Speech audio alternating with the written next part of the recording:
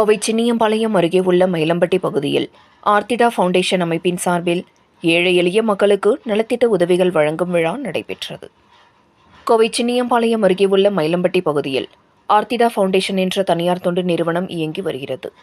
இந்த அமைப்பின் சார்பாக ஏழை எளிய மக்களும் தீபாவளி பண்டிகை கொண்டாடப்படும் வகையில் அவர்களுக்கு தேவையான நலத்திட்ட உதவிகள் வழங்கும் விழா நிகழ்ச்சி நடைபெற்றது.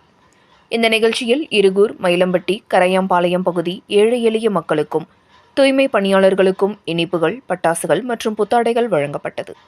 இந்த நிகழ்ச்சியில் ஆர்த்திடா ஃபவுண்டேஷன் அறக்கட்டளையின் நிறுவனர் நீனா ஆர்த்திடா தனது கரங்களால் ஏழை எளிய மக்களுக்கு நலத்திட்ட உதவிகளை வழங்கினார். இந்த நிகழ்ச்சியில் அப்பகுதியைச் சேர்ந்த ஏராளமான பொதுமக்கள், தூய்மை பணியாளர்கள் என பலரும் கலந்து கொண்டு புத்தாடைகள் வழங்கிய அறக்கட்டளை நிர்வாகிகளுக்கு நன்றிகளை தெரிவித்தனர் என்பது குறிப்பிடத்தக்கது.